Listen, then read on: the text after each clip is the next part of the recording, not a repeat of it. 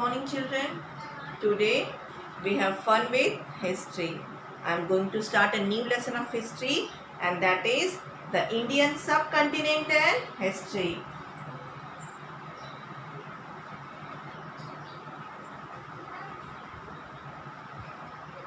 Lesson number 1, the Indian subcontinent and history. In the 5th standard, we saw at some length that there is a close relation between man and his environment. We saw how the changes in the lifestyle of the early man and his technology were related to the changes in surroundings. We also revised that the history of human civilization from the Stone Age to the agricultural civilization that flourished on the bank of river. History is a current account of the significant past event in the progress of human culture. Time, place, individual and society are the 4 major pillars of history. We cannot write history without them. Of them, 4 component place is related to the geography and geographical condition. In the sense, history and geography are inseparable. We cannot separate to each other. Okay, now let's discuss that what occupation are seen in your locality. You have to find out, and what crops are grown in your surrounding. Now our diet, our clothing, housing and occupation infect all human life in any region depend to a large extent to its geographical characteristic. For example, the life of people in hilly region is more strenuous than that of people on the plains. Not much fertile land is available in the hilly region, while in the plains it is available on a large scale. That is why grains and vegetables are scarce in hilly regions. In comparison, people on the plains get them in sufficient measure. Naturally, this has an impact on the diet of people. In hilly region, people depend more on hunting and gathering to foods. We also find other such differences in the lifestyle of people of the hilly region and those of the plains. Now climate, rainfall, agriculture produces, flora and fauna of the region where we live are the source of our livelihood. Okay, climate, rainfall, agriculture produce, flora and fauna region where we live are the source of our livelihood. The lifestyle and culture of a region develop with their support. Human settlement have flourished wherever the means of living are plentiful. Over a period of time, these settlement develop further into village and town. But sometimes reasons like degradation of the environment, drought, invention, etc. lead to the scarcity of those means. People are forced to leave their settlement. Village and towns become desert. Such instances in history we always see. Thus we see that there is a very close relation between history and geography. And now the most important point of this lesson, geographical features of India. Our country India extended far and wide, and its north lies the Himalayas. To the east, the Bay of Bengal. To the west, the Arabian Sea, and to the south, the Indian Ocean. Except from the island of Andaman and Nicobar and Lakshadweep, the rest of the country is contiguous.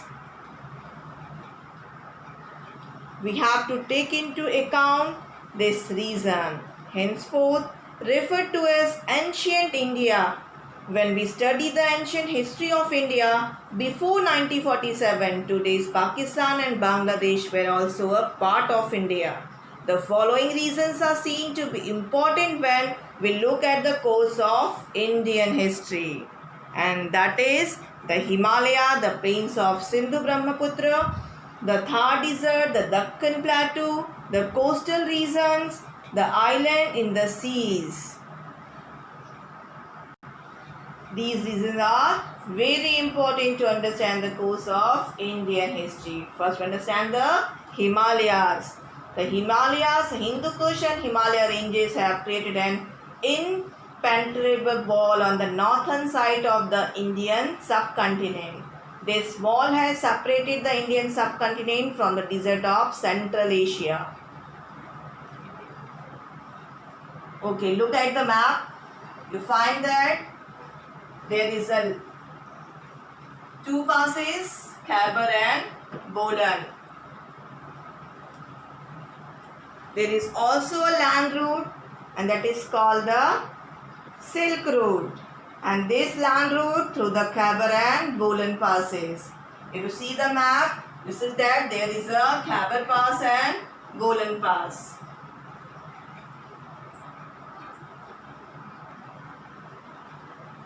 This route was connected to an ancient route.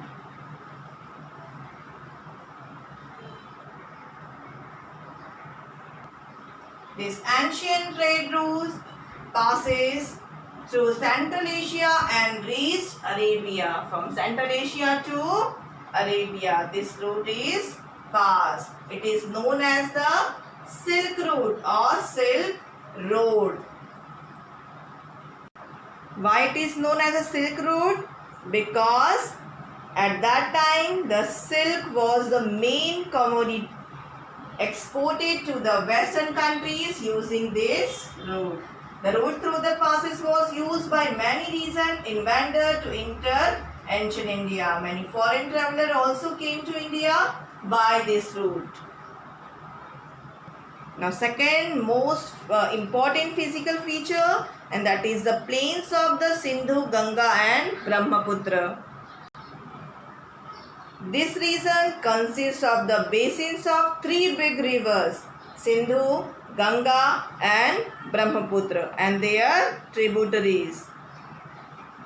See the map, you find that there is Sindhu, Ganga and Brahmaputra rivers and their tributaries. The region extended from Sindhu, Punjab in the west to the present day Bangladesh in the east. It was in this region that the earliest Indian civilization of Harappa and later state the empire of ancient Indian emerged. Okay, do you know? Sahara Desert of Africa continent is the biggest desert in the world. And our third and most important point, that is the most important physical feature, we have to understand the Thar Desert. Let's see the map. You see that the Thar Desert. This is the Thar Desert. This Thar Desert spread across the Rajasthan, Haryana and some part of Gujarat. A part of desert lies in today's Pakistan also. Okay. Hope you understand that yellow part is the Thar Desert. Now look at the locations. Directions north, south, west and east. So what we see on the north of the Thar Desert? On the north of the Thar Desert is a Satluj River to its north. The Aravalli mountain ranges to its east. The Rann of Kutch, its south. And the Indus Sindhu River, that is, it's to the, where it is? It is on the west side of the Thar Desert. The Ghaggar River, it is a Ghaggar River. The Ghaggar River that is originated from the Himachal Pradesh and it is reaches to the Thar Desert. It is the root of the Ghaggar River. It originated from the Himachal Pradesh and it reaches to the Thar Desert. It is also known as Hakra in Pakistan. Its course in Rajasthan and Pakistan has now dried up. And many sites of the Harappan civilization are situated along the now dry course of this river. The next important physical feature of India is the Deccan Plateau. The region between the east and west coast of India tapers off to the south. This region has the Arabian Sea to its east, Bay of Bengal to its east, The region thus bound by the sea on the three sides it is called a peninsula. This is the Deccan Plateau. As you see in the picture, in the map, that Arabian Sea. Where is the Arabian Sea? Which direction? So, Arabian Sea to its west direction. Very good. Of the Indian Ocean. And Bay of Bengal. Bay of Bengal is the east side of the Deccan Plateau. The region thus bounded by the sea on the three sides. See the map, you see that on the three sides it is bounded by the sea. So the region thus bounded by the sea on the three sides of the called a peninsula. A major part of the Indian peninsula is occupied by the Deccan Plateau. The mountain ranges of the Vindh and Satpura are located to the north of the Deccan Plateau. The Sahyadri mountain ranges are to its west side, and they are also known as the Western Ghat. To the west of the Sahyadri is the coastal region of Konkan and Malabar. The mountain on the eastern side of the Deccan Plateau, that is the eastern side of the Deccan Plateau. So, the eastern side of the Deccan Plateaus are known as the Eastern Ghat. So, it is the Western Ghat and it is the Eastern Ghat. Deccan Plateau has fertile land where many past Harappan agriculture flourished. Deccan Plateau was a part of the Maurya Empire, the largest in the ancient India. After the decline of the Maurya Empire, several other kingdoms and smaller empires continued to flourish in this region. The next important physical feature of India is the coastal region. So from the time of the Harappan civilization, ancient India has trade relation with the western countries.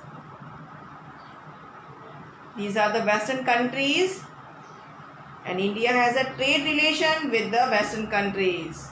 The trade was carried by the sea. Therefore, India had developed contact and interaction with foreign culture and people in the seaport. Later on, land routes came to be used for trade and transport. So, India had developed contact and interaction with foreign culture and people at the seaport. Later on, the land route came to be used for trade and transport. But the importance of sea routes did not diminish. The next important physical feature of India, and that is the island in the sea. The Andaman and Nicobar are the Indian island in the Bay of Bengal. As you see in the map, that in the Bay of Bengal, Andaman and Nicobar are the Indian island. Lakshadweep, you see in the map that Lakshadweep is a group of Indian island in the Arabian Sea. In the Arabian Sea, you see the Lakshadweep. Lakshadweep is a group of Indian island, and in the Bay of Bengal, you see the Andaman and Nicobar island. The locations of these islands may have been important in ancient sea trade. The manuscript Periples of Erythraean Sea, that is the handbook of Red Sea, make a mention of Indian island. It has been written by an unknown Greek sailor. Now, interesting activity part, you can do this. You can show the following on an outline map of India. The Himalaya mountain, the Thar desert, the east coast.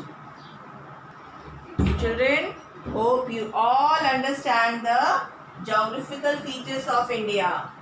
The Himalayas, the plain of Sindhu, Ganga, Brahmaputra river, their tributaries also, the Thar Desert, the Deccan Plateau, the coastal region, and the island in the sea. Now the important and most important point of this lesson, and that is the Indian subcontinent. The cities of Harappa and Mohenjo-daro are in today's Pakistan. Pakistan, Afghanistan, Nepal, Bhutan, Bangladesh, Sri Lanka and India together form a region known as South Asia. Considering the expanse and significance of India in this region, it is also known as the Indian subcontinent.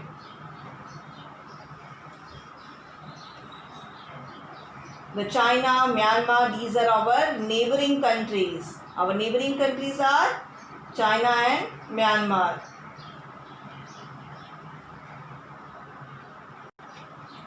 Myanmar and China, they both are our neighboring countries, but they are not a part of South Asia or the Indian subcontinent.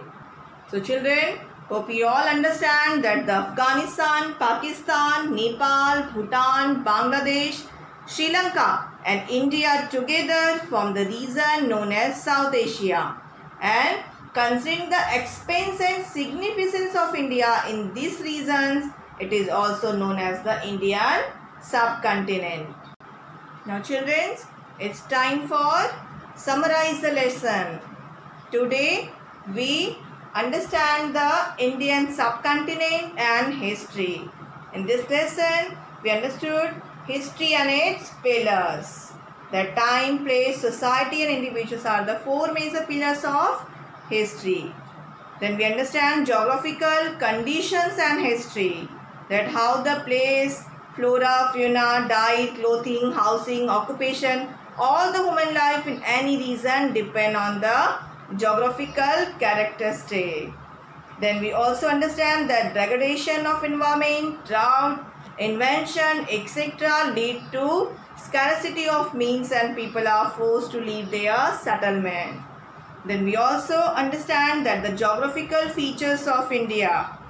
The geographical features of India, we also understand about the Himalayas, the plains of rivers Sindhu, Ganga and Brahmaputra, the Thar Desert, the Deccan Plateau, the coastal region and the island in the sea. And the last and the most important point we understand, and that is the Indian subcontinent.